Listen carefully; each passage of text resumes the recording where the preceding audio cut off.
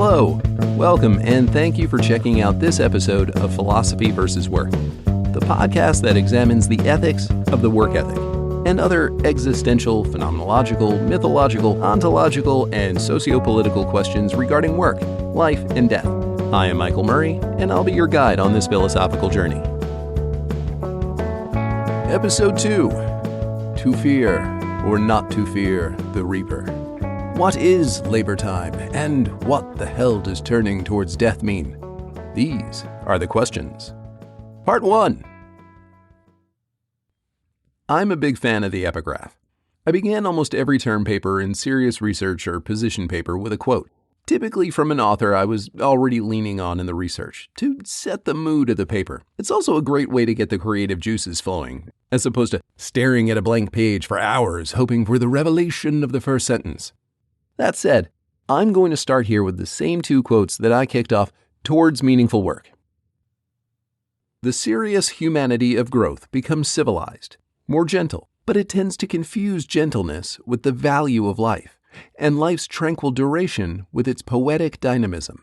Under these conditions, the clear knowledge it generally has of things cannot become a full self-knowledge.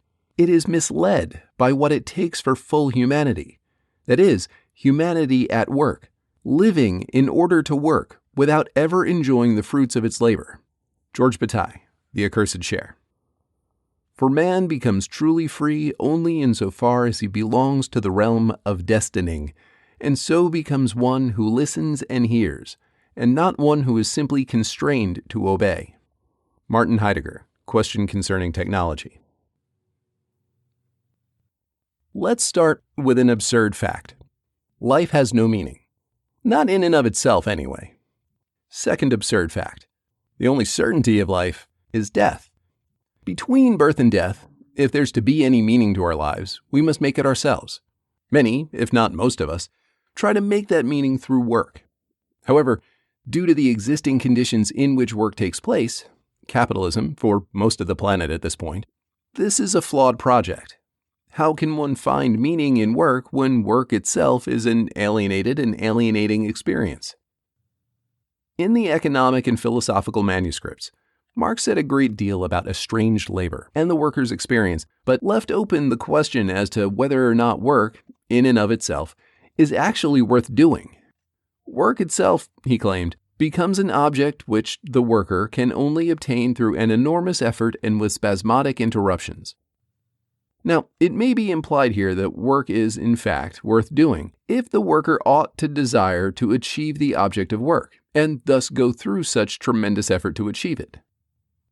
Now, my paper was pretty narrowly focused due to the nature of the program I was seeking a degree in, ethics and applied philosophy. I needed a target to shift my argument from theory and critique to praxis, to practical application.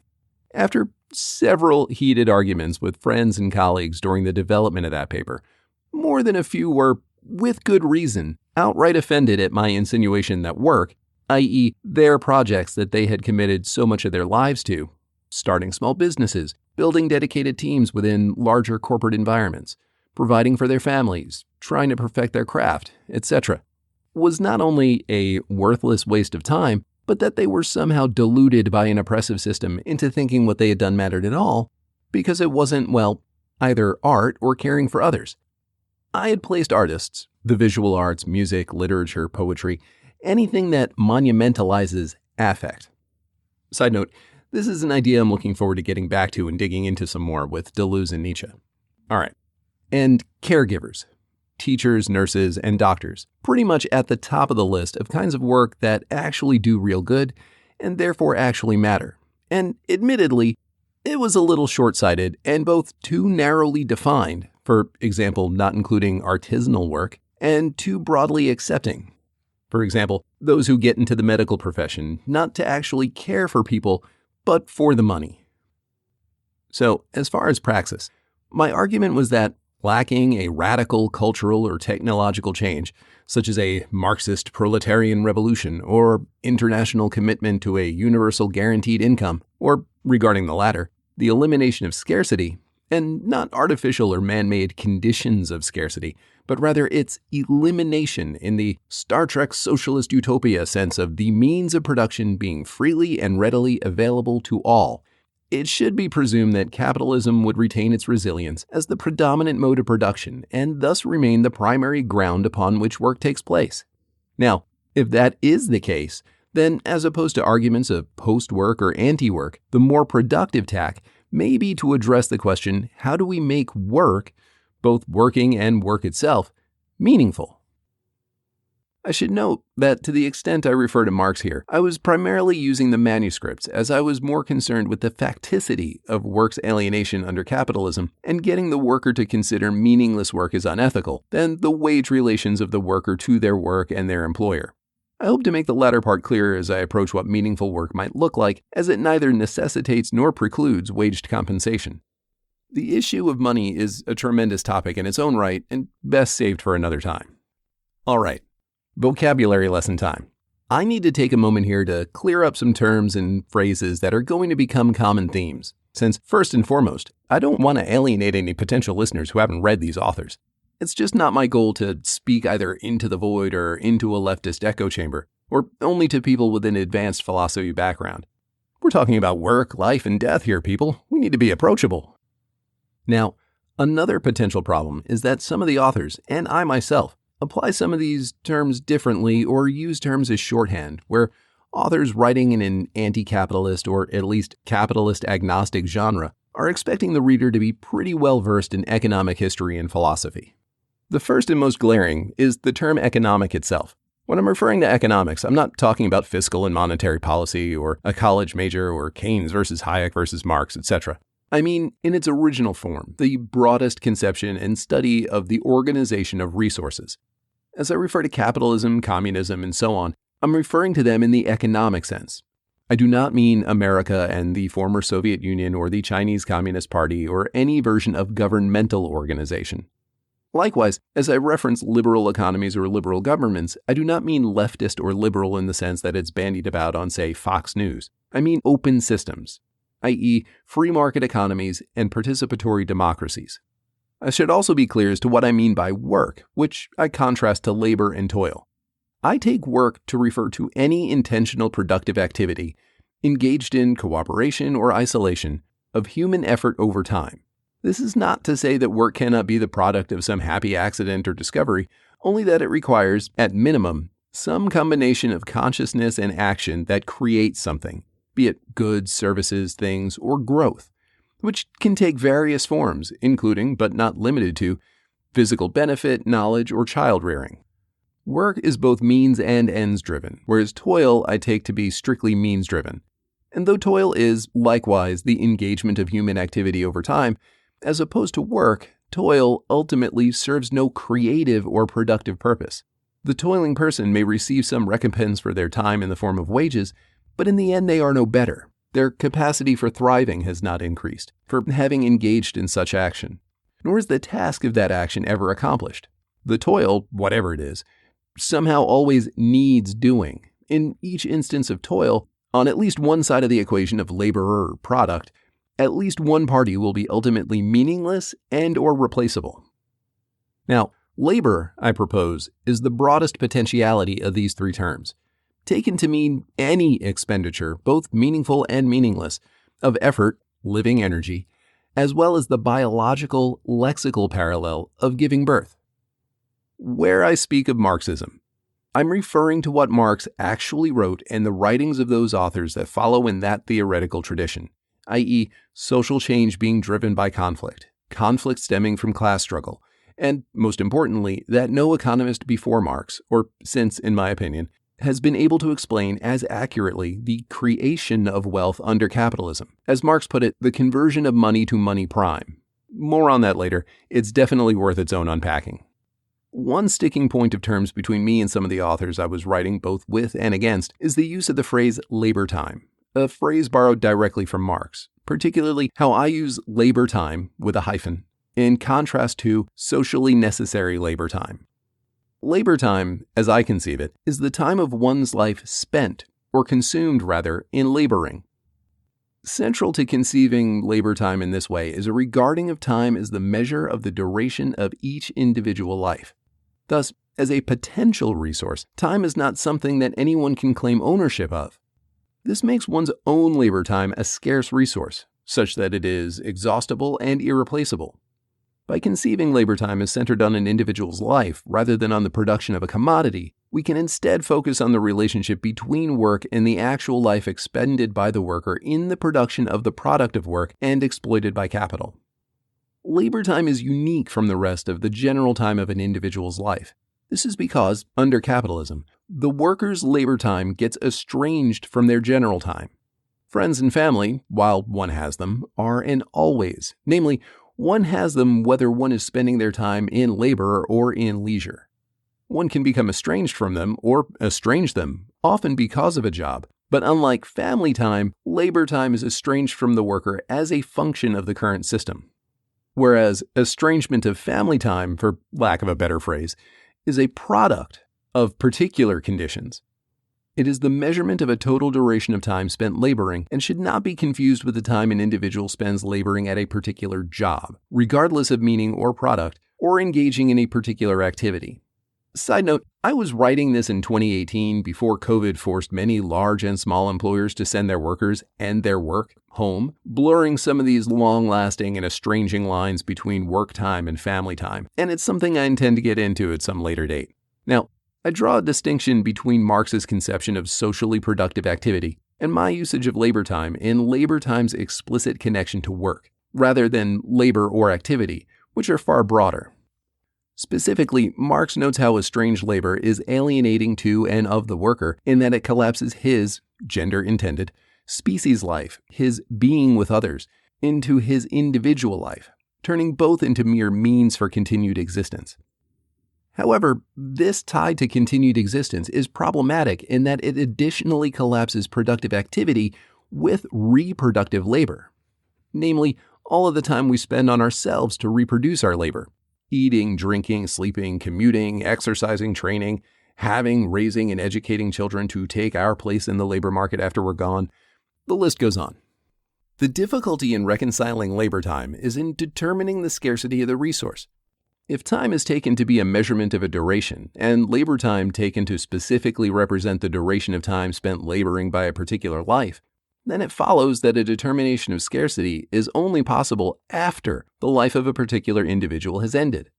The present, let's call it job market, seeks to overcome this complication by establishing the fundamental replaceability of the worker, generally accomplished by division of labor and de-skilling of workers. Yes, de-skilling. The Fordist worker as cog in the machine is alive and well and has proliferated far beyond the assembly line. Now, we could get into Marx's analysis here on these topics, but I want to keep this relevant to the conditions of work today, and he was talking about the factory system of the Industrial Revolution. And despite this proliferation of replaceability, it doesn't overlay neatly anymore. So here's my 2 cents.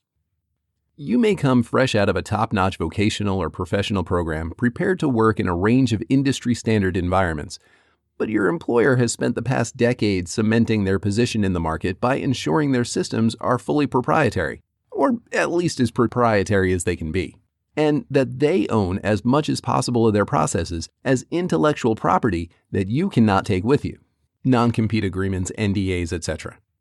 Even if you do become a skilled professional in your field, your experience may be locked into a proprietary system that doesn't translate to systems elsewhere. You're now too experienced and too well paid to be brought on at another firm, since they need to train you from scratch on their systems and are looking to pay you as such. Oh, and during that time with Firm 1, it was likely a part of your position to document your processes, just in case they need to replace your 3 to 5 years experience with a temp or a new hire at a fraction of the wages. But what about the job market's demands for skilled workers? Okay, this is a serious can of worms, especially now with AI on the ascent. And it has been an issue since the dawn of the Industrial Revolution and the omnipresent threat of automation.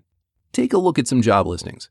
What do you see? Entry-level, barely above subsistence wages, even poverty wages, potentially a requirement to undergo a partially paid, free, or even charged to the employee training period, while also requiring a college degree and 3 to 5 years experience.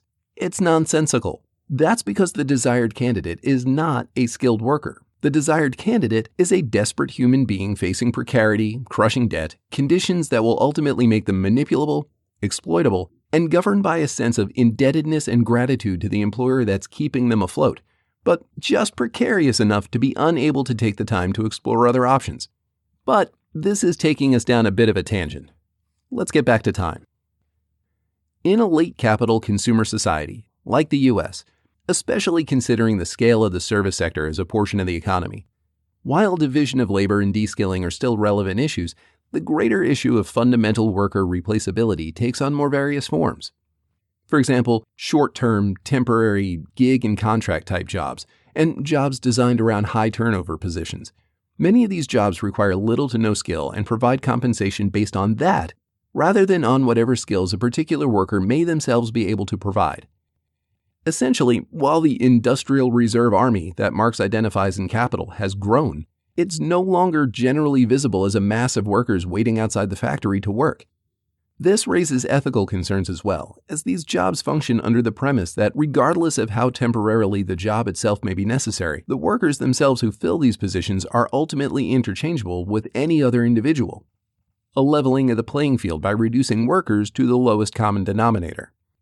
The time, and therefore the life, of the particular worker is rendered anonymous, interchangeable, meaningless, with the caveat that we're putting aside, for the moment, the incessant problem of workplace discrimination. It is the job, independent of the worker, that is attributed a meaning through its utility to the employer and remunerated through wages, determined reasonable, read profitable, by the employer. Okay, quick aside. At this point in the paper, I went into a vulgarly brief survey of some of the ideas that were informing my argument, specifically 4 texts by Kathy Weeks, James Livingston, David Graeber, and George Bataille. Given the constrained space of the paper and the open format that we have here, I think it does a disservice to these texts to try to squeeze them into a paragraph each and give you everything I think is important in their work, not to mention where I agree and or differ from them. So my plan is to unpack them in greater detail, probably an episode apiece, for now, with room to revisit them later where merited. So, in a bit of teasing what's to come, eventually we'll be discussing Kathy Weeks' The Problem with Work, Feminism, Marxism, Anti-Work Politics, and Post-Work Imaginaries, Livingston's No More Work, Why Full Employment is a Bad Idea, Graeber's Bullshit Jobs, which I should also note, at the time, I was leaning on a 2013 essay Graeber wrote for Strike magazine and interviews he'd given that were available on YouTube. In 2018, though, prior to his death, he published a full book on the subject of bullshit jobs, and that's what I'll largely be referring to in the content to come. And Bataille's The Accursed Share.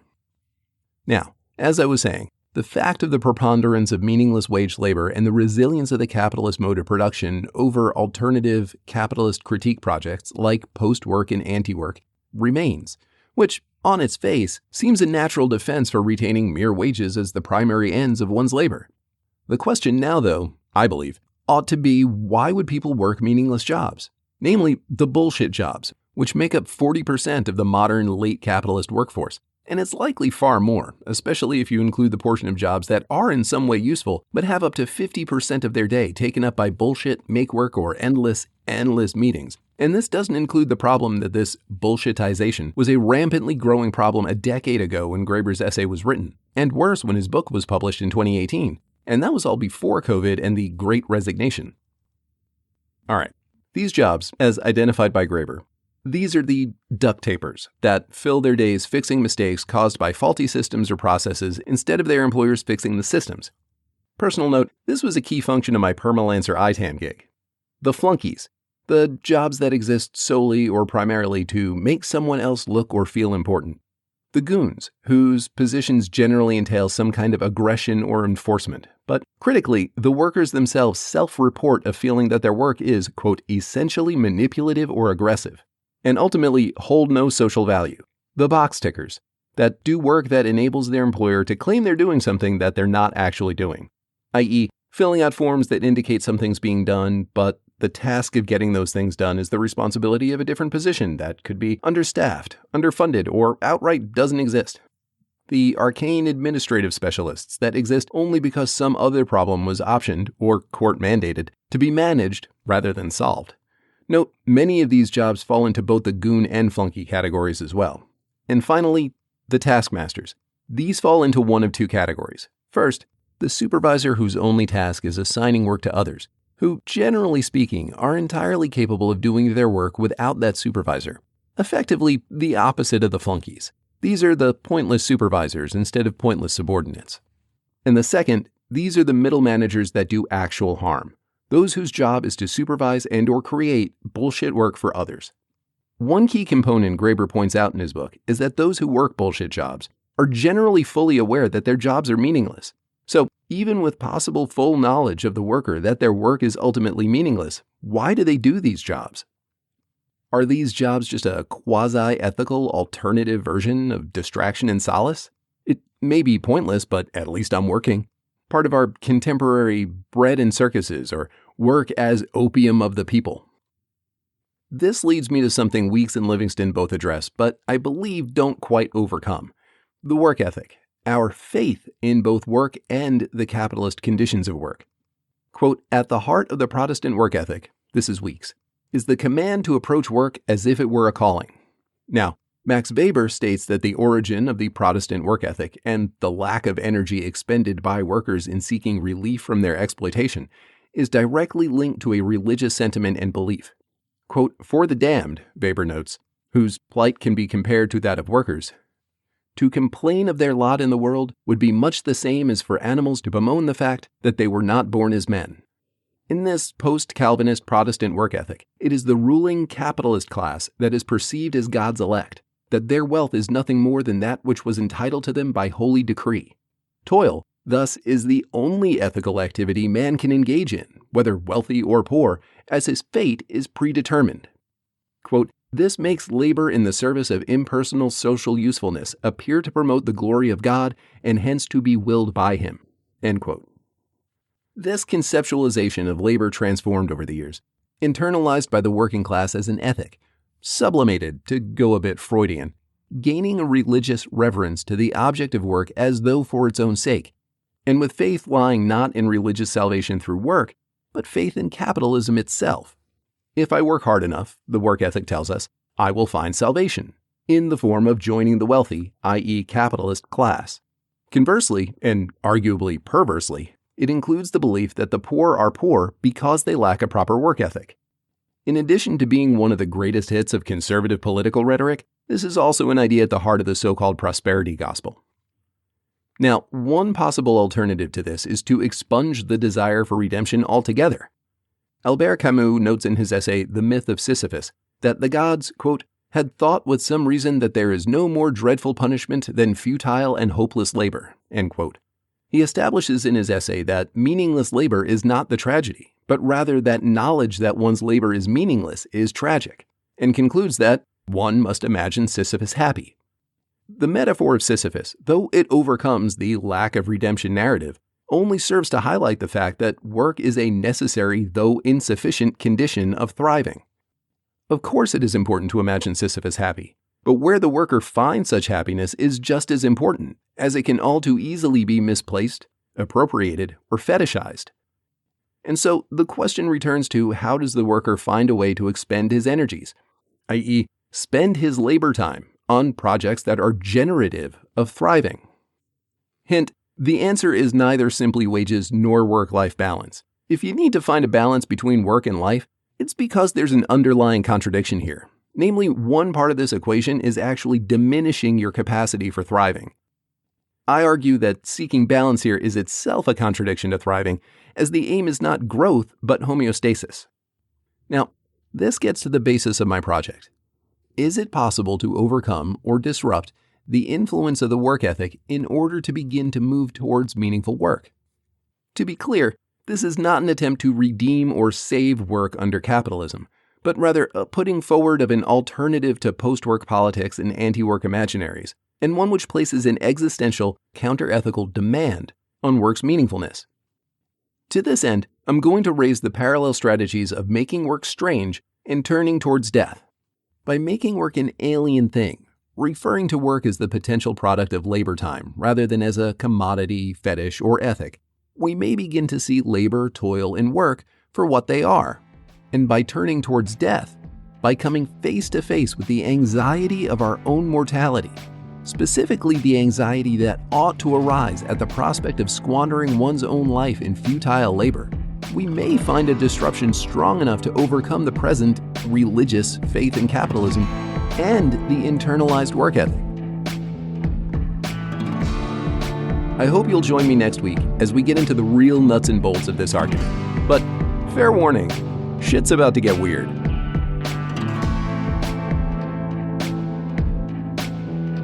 If you enjoyed this episode of Philosophy versus Work, well, you know the shtick. Please like, subscribe, follow, leave a review. It really does help to grow the show. You can stare all you want into the algorithm, but it doesn't stare back without likes and subscribes. Don't forget to check out the show notes for details on any authors, texts, etc. referenced directly in this episode. If you find the project valuable, consider supporting the channel. Or maybe you're feeling generous and just want to support my coffee habit, or keep Keo in catnip. Either way, links to support the channel are in the doobly-doo below. Thank you.